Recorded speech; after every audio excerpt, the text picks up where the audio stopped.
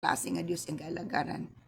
So kung wala tay leading sa Espiritu Santo, wala tay kaisog, wala tay kadasig, wala tay kining pag alanganin sa pagpangalagad sa Ginoo, prosigido ta, committed ta, directed ta, dili gyud ta makatabang sa mga kuna-kuna nga diin na-deceive na, nalimbungan na.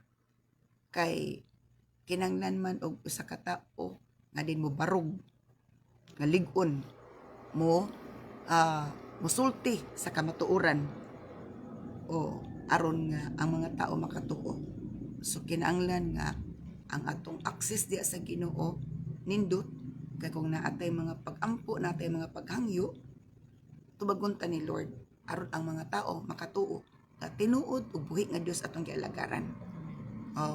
So usay dili lang igo ang pulong para sa mga tao nga mutuo sila sa imong Dios nga imong gialagaran, kinahanglan madayag ang milagro kay aron nga mutuo sila unsa nga klase nga Dios imong gialagaran, buhi gayud siya. Kay ang buhi nga Dios naa siya buhaton, apan apang ang patay nga Dios wala gid siya buhaton kay walay mabuhat ang patay nga Dios. So mao na nga ang pag-ampo ni Elijah ngadto sa Ginoo nga gitubag siya sa pag-ampo, ana nakarealize ang mga tao nga tinuod gid ang Dios ni Elijah. Kay bisag tinuod ang gisulti ni Elijah, wala siya tuuhi kay wala man to lagi nakapakita pag milagro. Sa diya nga naa ni mga milagro, nituo gid ang mga tao. So mao na nga atog yung susiyon atong kaugalingon, kinsa man atong gituohan, Dios ba nga buhi, Dios ba nga makatabang nato,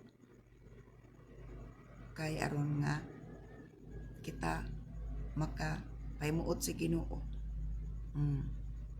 Gusto ni Lord nga atong pagtuog, pagsalig diha kaniya, kay aron nga natay luna sa langit.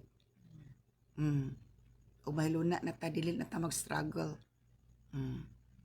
Una nga ang pulong sa Ginoo is all in one. Naatanan diri ang atong panginahanglan. Naatanan diri atong panginahanglan.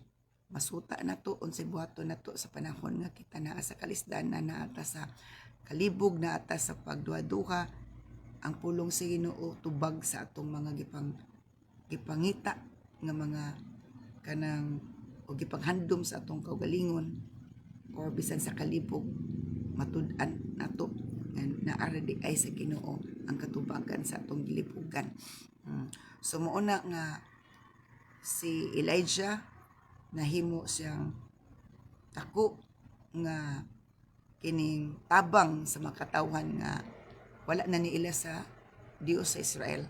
Pinaagi atong gipabuhat sa Ginoo sa iya nga adto sa Mount Carmel, iyang i-challenge ang mga propeta ni Ahab nga maghalad didto, o kinsa nga halad dawaton sa Ginoo, sunogon sa Ginoo nga walay dagkot-dagkot, walay duslit sa suga, pasala posporo unsa pa diha, mao to ang tinuod nga Dios. O gikagbuntag pa yung hapon wa gyud nitubag si Baal. Sayo-sayo na sila, nagsamad-samad na sa ilang lawas. Nagpadugo na sila sa ilang lawas kay para gid tubagon. Pero agad sila gitubag. Si Elijah, katsut ra gid ang prayer. O gitubag siya sa Ginoo. So ingana no, kung tinuod atong Dios katong gialagaran, bisag mubo ra atong prayer, kay ang atong relasyon niya nindot man, tubagon kita sa Ginoo. So kinahanglan makailata sa Dios nga tinuod buhi nga naghimo sa kalibutan ug nagahatag nato kinabuhi aron nga kita mabuhi, dili ta maalaot. Tan-awa tong gipanggamit nga mga propeta ni Baal, nangamatay sila. Nangamatay sila tungod